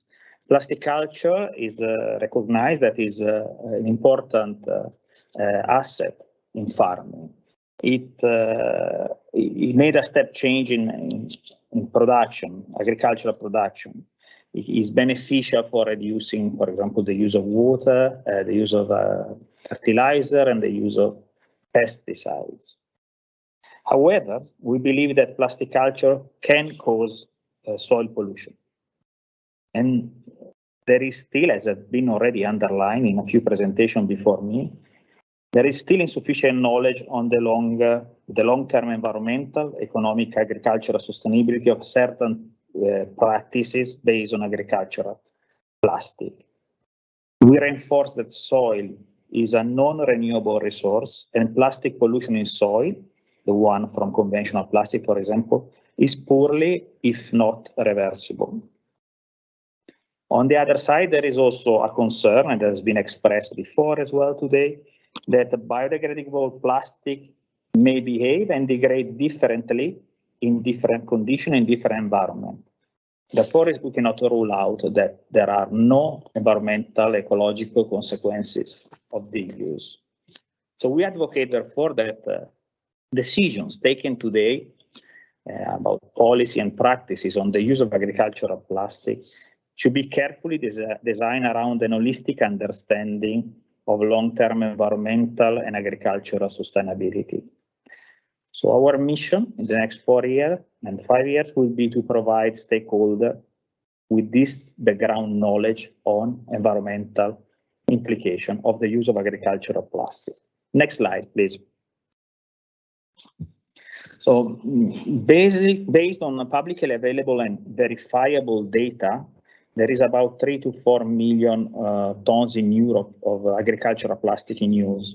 About 1/3 is used for protected cultivation, include the mulch, tunnels, nets. So these numbers are similar to what has been proposed today in the Eunomia report.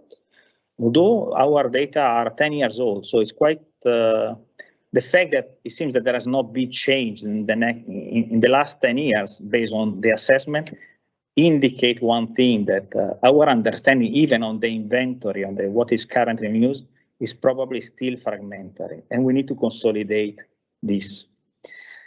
It is known that in Europe, agricultural plastic generate about 1 million tons of waste per year. Some of it is recycled, not really the large part. Biodegradable plastic, on the other side, still represent a relatively minor fraction of the total figure. So during use or post-use management of agricultural plastic, this material can cause pollution through fragmentation, degradation, and release of chemical additives to soil and other parts of the ecosystem.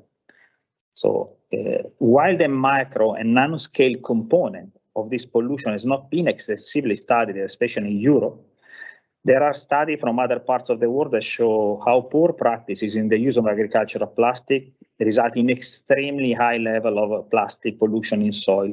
The reference is to the Chinese case study, where there has been observed a level of up to over 15% of plastic content in the ploughing layer of agricultural soil. So these are extremely high concentration. Next slide, please. So our previous work, we were the pioneer in conducting research on ecological effect of plastic, microplastic in soil. In our previous study, we showed that microplastic can interact with soil biota. This can happen through binding to external surface of the biota body parts or through ingestion. Soil invertebrates, in fact, can ingest and even transform microplastic. For example, fibers can be broken down to smaller, and this can affect the transport and behavior of plastic in the soil. Some organisms have been shown to transport and utilize microplastic, for example, for oviposition. So there are clear interactions with the ecology of this organism. Nanoplastics, or plastic in smaller than 100 nanometer, can penetrate the cell membrane, root epithelia, can potentially be accumulated in the body parts of the organism and enter the food web. Empirical evidence from laboratory studies on health effects of microplastic on soil in organisms are available. These show effects on growth, energy allocation, physiology, including germination and plant performance, even at levels that are way below those extreme values observed in other parts of the world. Most of the available studies, though, did not focus on microplastic and nanoplastic originating from agricultural plastics. Next slide, please. There is still a number of concern and open scientific questions. For example, can accumulation of micro and nanoplastic in soil alter soil properties? And this would have an implication on the ability of soil, for example, to deliver agricultural services, for example. Can the use of biodegradable plastic alter the structures and functioning of soil microbial communities? And what is the behavior and impact of chemical additives in agricultural plastic on soil ecosystem? We haven't addressed this aspect of chemical additives extensively today, but we certainly believe that is one element to be taken into consideration when looking at the ecological implication. And finally, can plastic and chemical additives enter crops and the food web? Next slide, please. So we receive a clear societal mandate to answer this question. Our projects have been financed under a call topic that are nested in the European Union Soil Health Strategy. So there is a clear environmental address in our work. However, as you could see easily, this is nested in many different important strategic documents of the European Union. Next slide, please. How will we work? Both projects have set an ambitious multi-branch research plan. I will not give you today major detail. Actually, I'm inviting you to follow our stakeholder meeting tomorrow to get more detail on the research plan. But what I wanted to say today is that the project will include a set of experiments that goes from laboratory experiment using cell lines or single organisms to sophisticated mesocosm soil experiment, to field plot experiment, up to spatial survey across Europe. This experiment will cover many different endpoints, for example, from cell responses, biomarkers, but also changing in the viability of a population of soil organisms, changing in community structure, changing in the property and structure of microbial community in soil. We will also run large-scale survey at European level, sampling over 600 soil together with the two projects to highlight the current level of contamination and the potential of agricultural plastic to serve in different regions of Europe as a source of plastic pollution to soil. Next slide, please.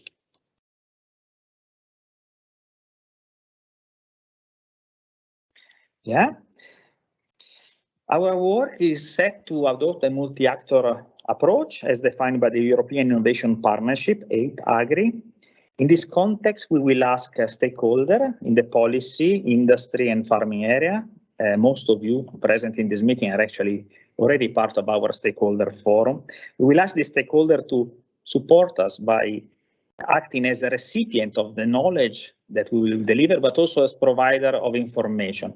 We are also aiming, for example, to consolidate current knowledge on inventories of agricultural plastic uses, on assessment of waste management. So this has been included in the Eunomia report, and this is a very laudable exercise, but we want to remark, as has been also acknowledged, that it's a preliminary assessment. There is still a lot of open ends that we will try to fix during the next 4 years. It is indeed a very difficult task to make order here.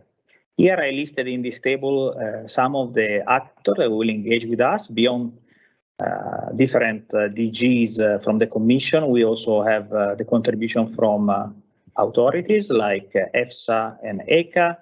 We have both representative of industry, but also major industry active in the polymer sector. We have waste manager, we have environmental organization, we have farmer, the biggest farmer organization here in Europe. So we want to, together with Minagri's project, our idea is to maintain this dialogue together jointly and have this form of stakeholder we will be in dialogue with for the next 4 years. Next slide, please. Yes, our mission is to impact policy and innovation agenda in Europe. And tomorrow there is our first stakeholder meeting. I invite all of you. You can register through this link. It's also copied into the chat Slido. You will have the chance tomorrow to hear more in detail about our research plan. You will have, some of you were invited to give their perspective. Our mission here is to collect your input and give you a chance, as stakeholder, give you a chance to influence the way we design, we prioritize question in our research, and give us also influence the possibility. We want to give you the possibility of feeding us with key information that will help us to give back to you important background information on the ecological aspect of the use of agricultural plastic. Will certainly be useful for innovating both the policy agenda, but also hopefully the innovation agenda of agricultural plastic industry. Thank you very much for your attention. Thank you so much, Luca. It seems that it has been very clear what you presented just now. We have a very limited number of questions for clarification. Actually, there is some interest to your stakeholder workshop tomorrow. So people are asking for the link that you have now shared on your last slide, and I think it has also been shared by our technical team directly in the chat. A question that you have received from our colleague Angelo Innamorati from the European Commission, DG Agriculture, is the following. Why is the study, I would say, focusing on mulch films in northern member states?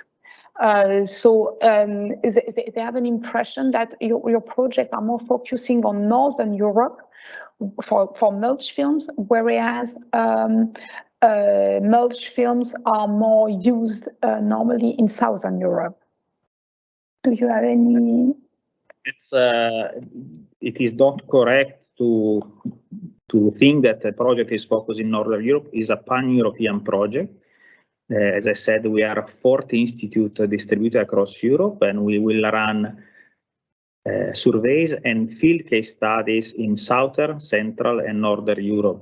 So we want to have a pan-European, and we will have a pan-European approach, both in consolidating information on the use and potential sources of micro and nanoplastic from agricultural plastic, and also on the ecological response, which is inherently environment dependent. So we believe that what we will see will be very different in the south compared to the north, but our mandate is to have a pan-European approach. Both projects will work across all Europe. Okay, thank you very much for this clarification, Luca. With this, it seems that we have exhausted the questions that we have received, and that as we are already behind schedule, it is time for us to close our workshop of today. I think that on behalf of the European Commission, I would really like to thank everybody for your questions and for your kind attention.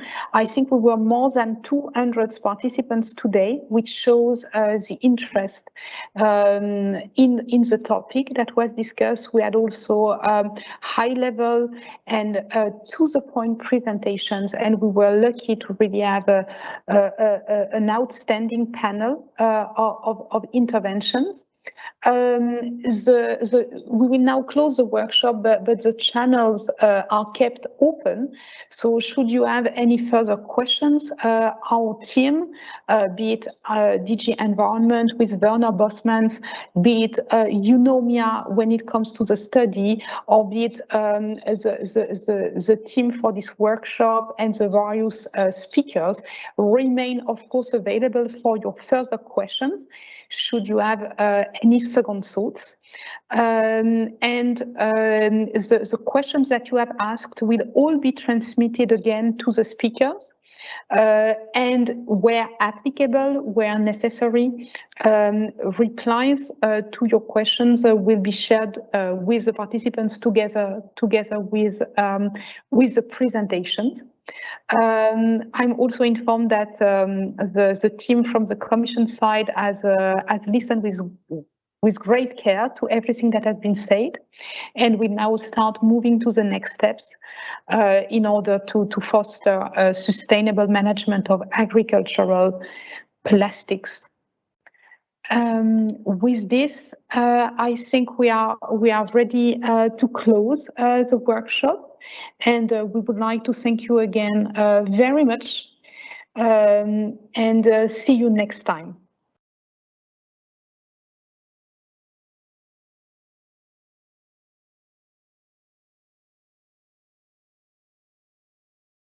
Ah, super. Voilà. J'ai oublié de dire bon appétit.